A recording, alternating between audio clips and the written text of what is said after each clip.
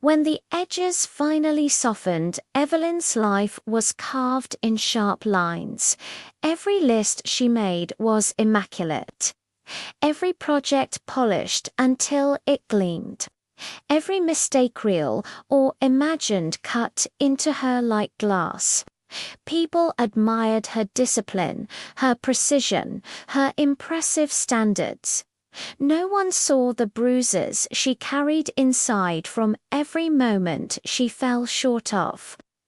Impossible expectations. No one saw the nights she lay awake, replaying the smallest errors or the way she clenched her jaw until it ached. She thought if she could be perfect, she would finally be safe, finally be worthy, finally be enough. But perfection had a price, and Evelyn was paying for it with her life.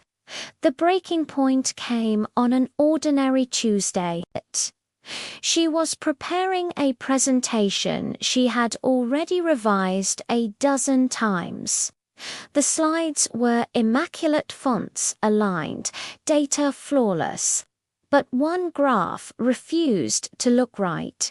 She adjusted it, then adjusted it again. Her fingers shook. Her breath hitched. The room narrowed around her. Suddenly, she slammed her laptop shut so hard the sound cracked through the apartment. Her chest caved inward as a sob tore out of her, raw and primal. She sank to the floor, trembling, hands pressed to her face. "I can't do this anymore," she whispered into the quiet. "I can't keep trying to be perfect. It's destroying me." The confession felt like shattering glass, painful, loud, necessary. The next morning, she opened her laptop with dread, expecting to hate herself again. But she remembered something the therapist she avoided for months had once said in a voicemail she never returned. "You're allowed to be human. You're allowed to rest. You're allowed to be gentle with yourself." Evelyn inhaled shakily, her hand hovering over the trackpad. She forced herself to look at the imperfect graph. Her heart raced, her skin prickled with the old familiar panic.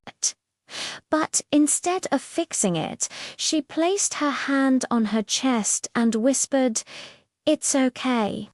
You don't have to be perfect to be valuable." The words felt foreign, like learning a forgotten language. But something inside her tight and coiled for years softened a fraction.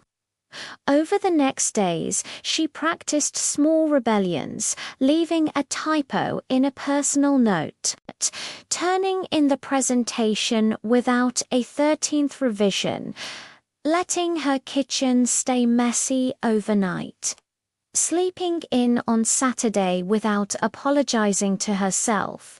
Each act felt terrifying, and freeing, and strangely tender.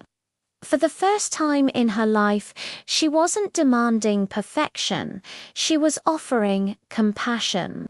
And every time she whispered, "I'm still enough," the sharp edges inside her softened just a little more. She wasn't perfect, but she was finally learning to be whole.